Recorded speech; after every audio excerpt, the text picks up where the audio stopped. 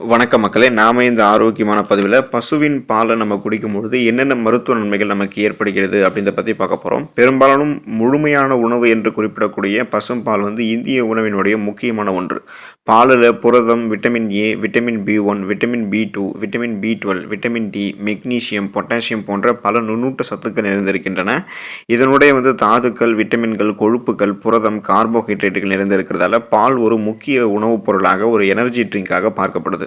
ஆயுர்வேதத்தின்படி பால் ஊட்டச்சத்து மற்றும் செரிமான பண்புகளுக்கு பெயர் பெற்றது. ஸோ பாலை நம்ம எடுத்துக்கொள்ளும் போது என்னென்ன மருத்துவ நன்மைகள் நமக்கு கிடைக்குது அப்படின்றத பற்றி தெளிவாக பார்ப்போம்.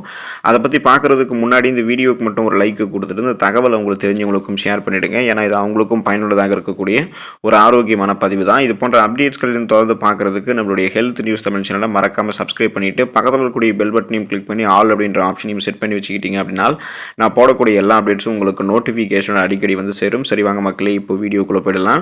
பசுவின் பால் ஏன் நல்லது அப்படின்றத நம்ம தெரிஞ்சுக்குவோம். விலங்குகள் மற்றும் தாவரத்திலிருந்து பால் பெறப்படுகிறது அப்படின்னாலும் பாரம்பரியமாக பசுவின் பால் முக்கியத்துவம் வாய்ந்த ஒன்றாக பார்க்கப்படுது. பசுவின் பால் குளிர்ச்சியானது, மலமிளக்கியாகவும் செயல்படும். சளியை உண்டு பண்ணாது. குடலில் குளிர்ச்சியான விளைவை ஏற்படுத்தும். சரியான முறையில் சூடு செஞ்சு நம்ம அதை எடுத்து பயன்படுத்தணும் அப்படின்னா அது நமக்கு ஆரோக்கியம். உடலில் வாதம், பித்தம் இது ரெண்டுத்தையுமே நமக்கு கியூர் பண்ணிவிடும். குளிர்ந்த கபத்தை மேலும் மோசமாக்கக்கூடிய தன்மை கொண்டது பால் அப்படின்றதால அளவோடு தான் அதை நம்ம எடுத்துக்கணும். இப்போ இந்த பசுவின் பால் நம்ம உடலுக்கு செய்யக்கூடிய நன்மைகளில் தசைகளையும் எலும்புகளையும் அது வலுப்படுத்துது. பசுவின் பால் கால்சியத்தினுடைய சிறந்த ஆதாரமாக இருக்குது. இதனால் எலும்புகள் மற்றும் தசைகளினுடைய வளர்ச்சி நம்ம பசும்பால் எடுத்துக்கொள்ளும் போது மேம்படும். பால் நம்மளுடைய தசை வலியை மேம்படுத்தும். இதனால் ஆஸ்டியோபோரோசிஸ், எலும்பு மெலிவு நோய், மூட்டு வலி, எலும்புருக்கி, கீழ்வாதம், முடக்குவாதம் போன்ற பலவிதமான பிரச்சனைகள் தடுக்கப்படும். அந்த பிரச்சனைகள் நமக்கு குணமும் படுத்தப்படும். பாலில் இருக்கக்கூடிய கால்சியம் போன்ற பாஸ்பரஸ், விட்டமின் டி மற்றும் மெக்னீசியம் சத்துக்கள் எல்லாமே உடலினுடைய ஒட்டுமொத்த வளர்ச்சிக்கும் உதவிகரமாக இருக்கும். பசும் பால் நீரிழிவு நோயினுடைய அபாயத்தை குறைக்கும். ஸோ நாள் ஒன்றுக்கு ஒரு டம்ளர் பசும் பால் எடுத்துக்கிட்டோம் அப்படின்னா ரத்த சர்க்கரையினுடைய அளவை நம்ம முறையாக பராமரித்துக் கொள்வதற்கு அந்த பசும் பால் உதவிகரமாக இருக்கும். பசும் பால் இருக்கக்கூடிய அத்தியாவசியமான விட்டமின்கள் மற்றும் தாதுக்கள் உடல் உணவை ஒழுங்காக செயலாக்குவதை உறுதி செய்யும். இதன் விளைவாக உடலில் குளுக்கோஸ் மற்றும் இன்சுலினுடைய அளவுகள் சரியான முறையில் பராமரிக்கப்படும். அதனால் ரத்தத்தில் சர்க்கரையினுடைய அளவு கட்டுப்பாடோடு இருக்கிறதுக்கும் நாளடைவில் அந்த சுகர் ப்ராப்ளத்திலிருந்து விடுபடுவதற்கும் பசும் பால் உதவிகரமாக இருக்கும். சிறந்த மூளை வளர்ச்சிக்கு பசும் பால் உதவிகரமாக இருக்கும்.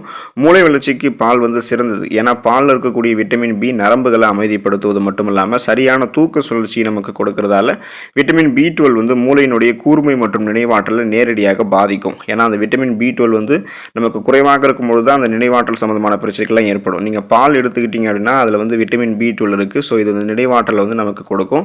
இதனால் ஒட்டுமொத்த மூளை வளர்ச்சியும் மேம்படும். குறிப்பாக குழந்தைகளினுடைய மூளை வளர்ச்சியெல்லாம் இன்னும் அதிகப்படுத்திக் கொள்வதற்காக தான் குழந்தைகளுக்கெல்லாம் இளம் வயதிலேயே அவங்க இருக்கும்பொழுது பால் பொருட்கள் நிறைந்திருக்கக்கூடிய உணவுகளை அதிகமாக கொடுப்பாங்க. ஸோ அதுக்காக பால் எடுத்துக்கிட்டோம் அப்படின்னா கண்டிப்பாக நமக்கு மூளை வளர்ச்சி திறன் அதிகமாக இருக்கும். எதையும் எளிதில் கற்றுக்கொள்ளக்கூடிய திறன், கூர்மையான புத்தி, ஒருமுகப்படுத்தக்கூடிய தன்மை எல்லாம் நமக்கு கிடைக்கும். சிந்தித்து செயல்பட ஆரம்பிப்போம். பசும் பால் நோய் எதிர்ப்பு மண்டலத்தை நமக்கு ஆதரிக்கும். அதாவது நோய் எதிர்ப்பு சக்தி திறனை, இம்யூன் பவரை இன்க்ரீஸ் பண்ணுறதால நமக்கு இருக்கக்கூடிய நோய்களையுமே அது குணப்படுத்தும். சீசனாக புதுசாக அட்டாக் ஆகக்கூடிய பாக்டீரியா, வைரஸ் போன்ற தொற்று வியாதிகளும் வராமல் தடுக்கும். பால் நம்முடைய உடலில் நோய் எதிர்ப்பு மண்டலத்தை வலுப்படுத்த செய்யும். பாலில் இருக்கக்கூடிய இம்யூனோகுளோபின்கள், லாக்டோஃபெரின் மற்றும் ப்ரோபயோட்டிக்களினுடைய உள்ளடக்கம் காரணமாக தொற்று நோய்களை எதிர்த்து போராடுவதற்கு அது உதவிகரமாக இருக்கும். இந்த இம்யூனோகுளோபின்கள் ஆன்டிபாடிகள் உடல் வைரஸ்கள், பாக்டீரியாக்கள், நச்சுக்கள் போன்ற பலவிதமான கிருமிகளை அடையாளம் கண்டு வெளியேற்றிடும்.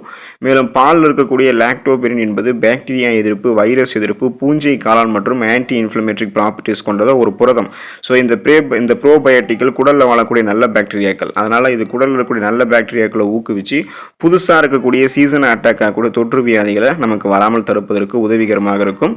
ஆயுர்வேதத்தின்படி பால் குடிக்கிறதுக்கு சிறந்த நேரம் எதுன்னு கேட்டீங்கன்னா இரவு படுக்கைக்கு செல்வதற்கு முன்னாடி பால் குடிக்கிறது சிறந்ததாக ஆயுர்வேதம் பரிந்துரைக்கிறது. இதனால் தூக்கம் நமக்கு மேம்படும். தூக்கம் சரியாக இருக்கிறதால ஆரோக்கியமான உடல் அமைப்பை நம்ம பெறுவோம். மாலை முதல் இரவு வரை பால் குடிக்கலாம். பாலில் மயக்கமடையக்கூடிய பண்புகள் இருக்கிறதால படுக்கைக்கு முன்னாடி பால் குடிக்கிறது மனதை அமைதிப்படுத்தும். தூக்கத்தை இயல்பாகவே வரவழைக்கும். மேலும் பாலில் இருக்கக்கூடிய கால்சியம் உறிஞ்சுதல் குறைவாக செயல்படுவதால இரவு நன்றாக இருக்கும்.